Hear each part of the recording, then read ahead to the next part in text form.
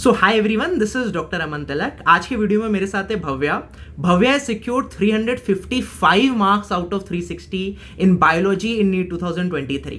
690 marks Bhavya के आए हैं and she is gonna get her dream college.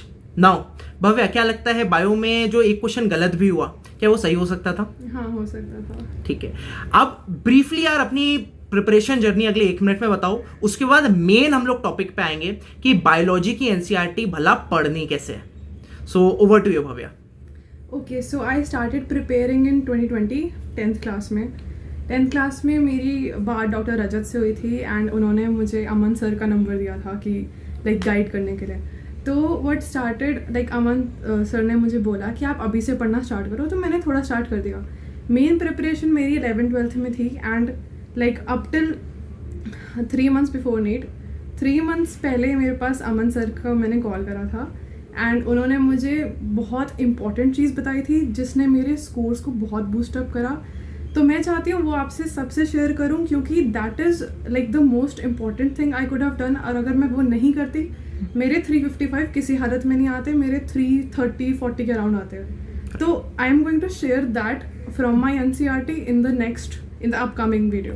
Over to you only. पूरा अच्छे से बताओ, तुम्हारे सामने है। She has prepared, she has put in a lot of efforts for this video and पूरा इसने पीडीएफ बनाया। ये पीडीएफ तुम्हें एज वेल एज इसके जो एनसीईआरटी के जो इनिशियल चैप्टर्स है वो हम लोग ने मेरे टेलीग्राम चैनल अमन तिलक ऑर्गेनाइजेशन पे अपलोड कर दिए हैं। डिस्क्रिप्शन पे आपको लिंक मिल जाएगा, जाके आप देख सकते हो, डाउनलोड कर सकते हो और सेम चीजें आप अपने एनसीईआरटी में भी हाईलाइट कर सकते हो। Over to you.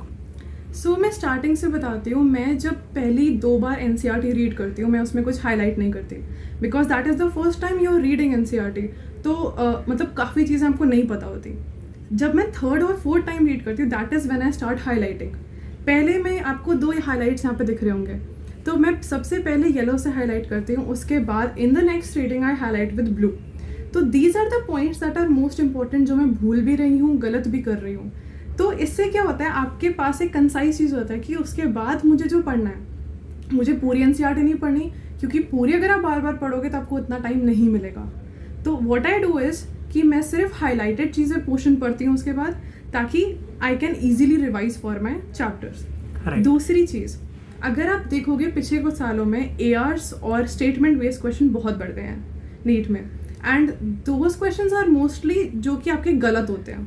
तो उनको टैकल करने का मेरे हिसाब से सबसे अच्छा तरीका है, एआर्स की अगर बात करें तो जहाँ पे भी आपको एनसीईआरटी में ड्यू टू वर्ड्स दिख रहे हैं या फिर आपको दिख रहा है बिकॉज, आप वहाँ पे एआर लिख लो। खासकर दोज प्लेसेस जहाँ पे इतना ऑब्वियस नहीं बन रहा वो असर्शन रीजन स्टेटमेंट। ठीक है, आपको लग रहा है कि अगर ये ऐसे आया तो हो सकता है मैं इसे समझ ना पाऊँ, तो आप वहाँ पे एआर लिख लो ताकि वो आपको जब आप उसे देखो वापस तो आपके हाथों से निकले वो कि ये मुझे पता है कि ये लिखा हुआ है एनसीईआरटी में। करेक्ट। दूसरी चीज़, जहाँ पे स्टेटमेंट्स आते हैं, वो जब किसी स्टेटमेंट को ट्रू से फॉल्स बनाते हैं, they changes not every, all and always. Always and all statements बहुत कम जगह पे लिखी हुई है एनसीईआरटी में, एक चैप्टर में मैक्सिमम 2-3 प्लेसेस। तो that is easier to find and आपको ज़्यादा कंफ्यूज चीज़ नहीं करेगी, क्योंकि जब आपके पास कोई स्टेटमेंट आती है ऑलवेज वाली, तब आप कंफ्यूज होते हो कि ट्रू है या फॉल्स है। अगर आपको पता होगा एनसीईआरटी में कितनी जगहों पे ऑलवेज लिखा है, तो आप you can be very clear. तो मैं क्या करती थी, जहाँ पे भी ऑलवेज लिखा है मैं उसे सर्कल कर लेती थी ताकि मेरे आंखों के सामने हमेशा निकले ये। उसके बाद हम आते हैं कि ये स्टार मार्क्स जो है, जो भी उसके बाद आपके इस पूरे ड्यूरेशन में टेस्ट तो होते रहेंगे। जो आपके टेस्ट में क्वेश्चन गलत हो रहे हैं, according to me at least bio में एरर एनालिसिस बनाने से अच्छा आप वही चीज़ें एनसीईआरटी में मार्क कर लो किसी भी तरह। मैं स्टार मार्क करती थी, आप कैसे भी कर सकते हो, ताकि क्योंकि NCERT is one and the only book that you are going to read again and again. तो दैट हेल्प्स कि आपको वही सामने दिखे, अच्छा ये मेरा पहले गलत हो चुका है, ताकि वो गलती दोबारा नहीं होनी चाहिए। सो ये हो गया वो। उसके बाद जो मेन इंपॉर्टेंट थिंग मुझे अमन सर ने बताई थी 3 months पहले कि focus on the topics of PYQs। 2 चीज़ें, या तो आप जो PYQ की क्वेश्चंस हैं उसे एनसीईआरटी में मार्क कर लो, या फिर आपसे जो क्वेश्चन अटक रहे हैं, जो नहीं हो रहे, उसका एक फोल्डर बना लो। सो आई वुड सजेस्ट कि फिजिक्स और केमिस्ट्री में फोल्डर्स इज़ फाइन, बट वही है, बायो की एनसीईआरटी आपने बार बार देखनी है तो जो PYQs जो NCERT की लाइन से रखे हैं वो मैं ऐसे यहाँ पे ग्रीन पेन से मार्क कर लेती थी ताकि मुझे अलग से दिखे। सो अगर आप देखोगे कि इस पूरे पेज पे सिर्फ 2 जगह PYQs मार्क्ड हैं, तो मुझे पता है कि मुझे ये वाले टॉपिक्स जब मैं रिवाइज कर रही हूँ तो these are the most important ones that I have to revise. कितने साल के PYQs हैं बाय द वे? PYQs है लास्ट 10 ईयर्स के, मतलब 2013 से लेकर 2022 राइट तक के, मतलब जितने भी 13-14 बार नीट हुआ है, राइट? ठीक है। तो अब जैसे ये वाला क्वेश्चन है फ्रांसिस क्रिक का, ये PYQ 2-3 बार रिपीट हुआ है, तो मैं वहाँ पे PYQ पे स्टार लगा देती थी कि ये ज़्यादा इंपॉर्टेंट है, ये ज़्यादा बार रिपीट हुआ है। अब जो आपके 12 और 13 के PYQs है उसमें कुछ ऐसे फैक्ट्स रहते हैं, कुछ ऐसे जो 4 ऑप्शन है, ऐसी लाइनें रहती हैं जो NCERT में नहीं है, और क्योंकि वो नीट ने पूछा है वो दोबारा आ सकता है, तो उसको मैं एज अ फैक्ट, चाहे वो कोई भी लाइन है, वो मैं यहाँ पे लिख लेती थी ताकि मुझे ये चीज़ दिख जाए ये ऑलरेडी नीट पूछ चुका है और ये दोबारा पूछ सकता है। करेक्ट। तो ये है, एंड यू कैन सी कि ये भी वही है, यहाँ पे हमने एक्स्ट्रा चीज़ें लिख ली जो भी है जो नहीं है NCERT में। और जैसे कोई क्वेश्चन मेरा लार्ज लूप्स पे गलत हुआ था तो मैंने उसको सर्कल कर लिया, जितनी बार गलत हुआ है मैंने उतनी बार सर्कल करा है ताकि वो मुझे डार्क से एक्स्ट्रा दिखे। ठीक है, ओके। अब आप देखो ये जो एक पेज है मॉल बायो का, इसमें पूरे पेज में आपको दिख रहा है सिर्फ एक पैराग्राफ और सिर्फ एक लाइन हाईलाइटेड है, सिर्फ एक लाइन PYQ आ रखी है सबसे नीचे वाली। तो हमें लगेगा हम सिर्फ ये पढ़ लें, अगर आप सिर्फ ये भी पढ़ के जा रहे हो तो भी ये 23 का क्वेश्चन है, ये आपसे हो जाएगा। तो आप ये देखो आपका कंटेंट कितना, आपका फोकस सिर्फ एक चीज पे रह रहा है और उससे भी क्वेश्चंस हो रहे हैं। ये वाला जो पेज है इससे क्या समझ आ रहा है, जेनेटिक कोड के ऊपर से 5-6 PYQs आराम से आए हुए हैं, तो आप अगर सिर्फ ये पार्ट पढ़ के भी जा रहे हो इस पेज से तो आपका ये क्वेश्चन हो जाएगा। ये वो एक्स्ट्रा इन्फॉर्मेशन है जो किसी ना किसी क्वेश्चंस में है। यहाँ पे आप देखो मैं इनकरेक्ट स्टेटमेंट्स भी अलग से लिखती थी, क्योंकि कभी कभी ऐसा होता है कि जो NDA क्वेश्चंस पूछ रहा है उसमें जो लाइंस हैं ऑप्शंस में वो थोड़ी सी NCERT से अलग हो सकती हैं, लेकिन वो लाइंस को आपको दिमाग में रखना है क्योंकि हो सकता है वो रिपीट कर दें। तो that is one point very important. फिर आते हैं आपके डायग्राम्स। अब इस डायग्राम को नॉर्मली लोग इग्नोर कर देते हैं, इससे भी क्वेश्चन बन चुका है, अभी तक पूछा नहीं गया बट इजीली पूछ सकते हैं कि जैसे tRNA के कौन से एंड से अमीनो एसिड जुड़ता है। ये चीज़ आपको डायग्राम को इन डेप्थ समझनी है कि ये क्वेश्चन भी बन सकता है, क्योंकि ये चीज़ टेक्स्ट में कहीं नहीं लिखी, बट डायग्राम की इन डेप्थ नॉलेज पता होनी चाहिए। उसके बाद आप ये देखो पूरे पेज में सिर्फ एक लाइन है PYQ और उससे सेम क्वेश्चन आ गया। वाओ माय गॉड, मतलब मैंने आई रिमेंबर फरवरी में जब तुमसे बात की थी डिटेल में, आई बिलीव 1 घंटा 1.5 घंटा we had a conversation. So what I told and what I told to everyone on YouTube, मैंने क्लियरली बोला था प्रीवियस ईयर क्वेश्चन से ज्यादा इंपॉर्टेंट प्रीवियस ईयर टॉपिक्स कर लिए तुमने, जो भी वो लाइन पढ़ी, ठीक है। देखो प्रीवियस ईयर क्वेश्चन तो करने ही करने, इसमें डाउट नहीं, बट उससे रिलेटेड जितना भी पूछा गया NCERT में आगे पीछे वो सब कर लिया, तो डेफिनेटली वो आप सही करोगे। And what she has done is something truly amazing. So what she has done exactly कि भाई उसने प्रीवियस ईयर क्वेश्चन देखे, जो भी प्रीवियस ईयर क्वेश्चन है पिछले 10 साल के, 2013 में फर्स्ट टाइम नीट हुआ था, है ना, उस वक्त से लेके आज तक she has actually underline them in her NCERT। और जब ये रिवाइज करती थी तो वो PYQ मार्क्ड ग्रीन पेन से जो इसने किए हुए हैं वो इसने रिवाइज कर लिए बार बार, और उससे आपने ऊपर देखा यार एज सच क्वेश्चंस फंसे हुए हैं। ये पूरी इसकी जो स्टार्टिंग के जो इनिशियल चैप्टर्स हैं NCERT के, मैं फिर से बता दूं मेरे टेलीग्राम चैनल पे अवेलेबल है। ये same to same PYQ markings आप अपनी NCERT में भी जरूर से कर लेना, आपके लिए कितना आसान हो गया काम। Over to you Bhavya. क्योंकि जब आप PYQs करते हो तब आपको लगता है हाँ मैंने पढ़ा हुआ, आपका PYQ सॉल्व हो गया, बट जब आप NCERT पढ़ते हो क्योंकि वो PYQs इतने सारे होते हैं वो आप रियलाइज नहीं करते कि यहाँ से आया था, यहाँ से नहीं आया था। आप अपने कोचिंग इंस्टीट्यूट के भी टेस्ट दे रहे हो, so it's better to write there. मैंने ये काम 3 मंथ्स पहले स्टार्ट करा था, but it would be much better अगर मैं 11th की स्टार्टिंग से ये चीज़ स्टार्ट करती। And even if I am starting 6 months before NEET, even then it is going to help a lot, right. So this is very important. अब आप यहाँ पे देखो ये जो टर्म है यहाँ पे स्पूलिंग, ये डायग्राम के नीचे वाला जो टेक्स्ट होता है सिर्फ वहाँ पे है, स्पूलिंग पूरे चैप्टर में कहीं और नहीं दे रखा।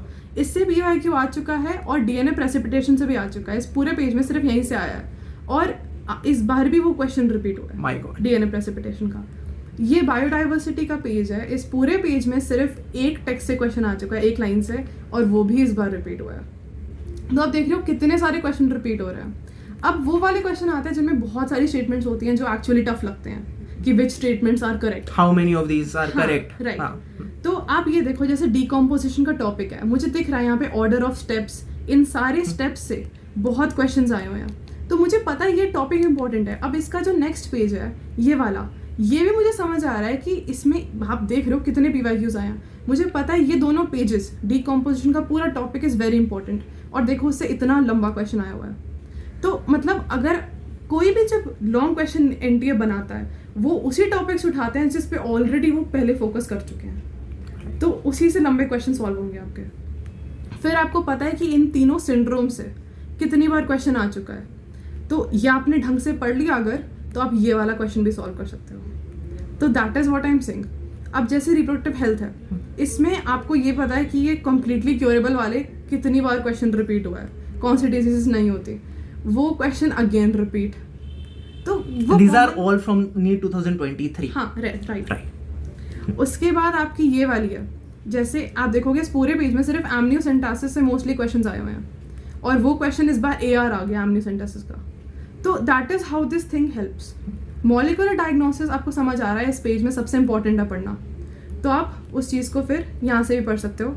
आप ये क्वेश्चन भी रिपीट हुआ है एलाइसा वाला। उसके बाद अच्छा, जब आप कोई चीज़ रिवाइज कर रहे हो, जैसे बायोमोलिक्यूल्स है रिवाइजिंग, आप नीट के 1 महीने पहले रिवाइज कर रहे हो, आप ये पेज देखोगे, आप कौन सा टॉपिक पढ़ोगे, सबसे इंपॉर्टेंट एंजाइम्स वाला। आप इसके कुछ पेजेस बाद जाओगे, इस पूरे पेज में what will you do, you will read, if you only read competitive inhibitor वाला पार्ट, तो भी आपका ये क्वेश्चन हिल जाएगा स्टेटमेंट्स वाला। अमेजिंग। उसके बाद जैसे आते हैं ये, this is a very important thing जो लोग मिस आउट करते हैं, NCERT की टेबल्स बहुत इंपॉर्टेंट होती हैं। आप देख के, आप जैसे एनिमल किंगडम है, आप देख के इग्नोर नहीं कर सकते इस चीज़ को, क्योंकि किंगडम्स पढ़ते हो वो समझ नहीं आता जो इस टेबल से समझ आता है, कि जैसे रेस्पिरेटरी सिस्टम कहाँ से प्रेजेंट होना स्टार्ट हुआ, सर्कुलेटरी सिस्टम कहाँ से प्रेजेंट होना स्टार्ट हुआ, इस पे इन डेप्थ क्वेश्चंस आ सकते हैं जो कि किंगडम से नहीं पता लगता। उसके बाद ये बहुत ज़रूरी चीज़ है जो यूनिट से पहले साइंटिस्ट के बारे में लिखा होता है, ये 11th के रामचंद्रन प्लॉट से कोई PYQ आ चुका है, इस वाले हर्बर्ट बॉयर वाले से नहीं आया अभी तक, लेकिन आने की बहुत प्रोबेबिलिटी है, क्योंकि ये बहुत इंपॉर्टेंट है। जहाँ भी साइंटिस्ट का कोई काम दिया है, कोई भी उन्होंने डिस्कवरी किया, कुछ भी किया, it is very important. So you have specifically underlined those portion. यहाँ पर बहुत इंपॉर्टेंट नहीं है कि भाई उन्होंने कहाँ से BSc की, MSc की, बट जो उन्होंने एक्चुअली कंट्रीब्यूशन किया, वो आप ऐसा भी कर सकते हो, एक लाइन से आप लिखकर उसे अपने हैंड रिटन आप उसे नीचे भी लिख सकते हो, पर ऐसा हाईलाइट भी कर सकते हो, अप टू यू। राइट। फिर आता है आपका बायोटेक का ये डायग्राम, ये इस अकेले डायग्राम से 10 क्वेश्चन इजीली बन सकते हैं। करेक्ट। इसमें ये जो प्रोटीन्स वाला पार्ट लिखा है, ये पार्ट NCERT के टेक्स्ट में कहीं नहीं है, दैट इज वाई डायग्राम्स के जो नीचे टेक्स्ट है दैट इज वेरी इंपॉर्टेंट। फिर आते हैं ये वाले ऐसे ग्राफ्स, इससे भी क्वेश्चन आ सकता है। फिर आपका ये जो डायग्राम है, इससे इतने क्वेश्चंस बन सकते हैं कि जैसे इसको आप देख के ऐसे नहीं छोड़ सकते, ठीक है डायग्राम है सिर्फ लेबलिंग देख लेंगे, नहीं, आपको एक एक माइन्यूट डिटेल देखनी है कि एस्ट्रोजन की 2 पीक्स है, प्रोजेस्टेरोन की 1 है, किसकी हायर है, यहाँ पे किसकी पीक पहले आ रही है, किसकी बाद में आ रही है, यहाँ पे ये जो नीचे लेबलिंग्स दी हैं ये ज़रूरी हैं। ओवेरियन पिट्यूटरी पे तो बहुत बार क्वेश्चन आया है। तो basically I like to add something in this also, कि ये मेंस्ट्रुअल साइकिल का ये तो एक डायग्राम NCERT में दिया, you will very interested to know, हम लोग के पूरे MBBS कर रहे होगे तो उसमें ऑब्स गाइनी एक सब्जेक्ट है, ये पूरा आप ये समझ लो, ये छोटा सा ये भाई 50 पेज का चैप्टर है जिसकी NCERT में एक वो डायग्राम बना हुआ है, राइट। सो बहुत कंसाइज है, बहुत प्यारी लिखी गई है, और इसमें हर एक अब डायग्राम को समझना है, कहीं से भी पूछ सकता है भाई, बहुत वेरी नाइसली कि भाई किसकी पीक ज्यादा आ रही है, कौन पहले आ रहा है, कितनी बार पीक, ये लिखा नहीं हुआ है टेक्स्ट में, बट तुम्हें देखना और इससे एज सच क्वेश्चन आएंगे, राइट। और ये डायग्राम तो आप जानते हो कितनी बार इससे क्वेश्चन आए और आते रहेंगे। फिर सबसे इंपॉर्टेंट चीज़ आती है समरी। समरी में मेरा ये आइडिया है, आपने एक बार टेक्स्ट पढ़ा, उसके एकदम बाद समरी पढ़ ली, आपको पता है ये लाइन टेक्स्ट में नहीं है, आपने सिर्फ वो अंडरलाइन कर ली। When you are revising summary you don't need to read entire summary, सिर्फ वो लाइंस पढ़ लो, क्योंकि कुछ लाइंस होती हैं जो टेक्स्ट में कहीं नहीं लिखी, सिर्फ समरी में लिखी है। जैसे ये लास्ट वाली लाइन है कॉर्टिसोल एस्ट्रोजन वाली, ये कहीं नहीं है और इससे PYQ भी आ चुका है। फिर आती हैं ऐसी टेबल्स, आप इससे भी बहुत बार क्वेश्चन आया हुआ है, ये एवोल्यूशन की है, and you have to remember these animals everything, और इनका कहीं टेक्स्ट में कोई जिक्र नहीं है। उसके बाद आती हैं, आप लोग बोलते हैं कि एवोल्यूशन जैसे वगैरह चैप्टर्स में you need to do extra, सारे क्वेश्चंस नहीं सॉल्व होते। अगर आप ऐसे डायग्राम्स को छोड़ दोगे तो सॉल्व नहीं होंगे। इसमें ये डायग्राम लग इजी रहा है but you have to see very details. इसमें आपको इन चारों चीज़ों का ऑर्डर याद रखना है. You can make a mnemonic out of this. उसके बाद कौन सी पहली लाइन से क्या निकल रहा है, सेकेंड लाइन से क्या निकल रहा है, कौन से एरा में निकल रहा है, दैट इज़ ऑल्सो इम्पोर्टेंट. फिर आपका आता है ये लास्ट डायग्राम. इसमें भी क्वेश्चंस बन सकते हैं कि कौन से दो एनिमल्स का सबसे लाइन ऑफ एवोल्यूशन कौन से क्लोजेस्ट रिलेटेड है, कौन से दूर रिलेटेड है. तो ये माइन्यूट डिटेल्स एनसीईआरटी की सबसे इंपॉर्टेंट होती हैं. Right. Truly amazing what you have done, Bhavya, and it will be really a game changer in the preparation of all the aspirants जो कि इसे देख रहे हैं. And she has actually made it the reality. जब मैंने बोला था PYQ related topics के मैंने नोट्स भी अपने टेलीग्राम चैनल पे अपलोड किए हुए हैं. ये इवेंट जो आप PDF देख रहे हो, इसका जो इस PDF को भी जो है हम लोग अपने टेलीग्राम चैनल पे डाल देंगे. एंड भाई ऐसे पढ़नी है एनसीईआरटी, तब जाके 360 में 360 लाने के लायक बनो. आएंगे या ना आएंगे वो दूसरी बात है. इसके 355 आए, 360 भी आ सकते थे, बट उसके लिए हकदार बनना है और मेहनत करते रहनी है. अगर ये वीडियो अच्छा लगा तो प्लीज अपने फ्रेंड्स को फैलाओ, जितना फैला सको उतना फैलाओ, because this is gonna help you a lot and all your friends a lot. Thank you so much Bhavya for preparing this much and delivering this topic with so much clarity. And this truly shows कि तुमने कितनी मेहनत की अपनी preparation में. मुझे एक चीज़ और ऐड करनी है कि लोग कहते हैं एक्स्ट्रा पढ़ो. मेरे हिसाब से क्या है, एक्स्ट्रा पढ़ने की बजाय उतना जिसमें आप उसमें जितना टाइम डाल रहे हो, take the time and read NCERT more number of times. क्योंकि आप हर बार पढ़ोगे, हर बार कोई नई चीज़ पता लगती है. Definitely agree. So do subscribe my channel and click on the like button so that you never miss an update. And thank you very much for watching. Bye bye.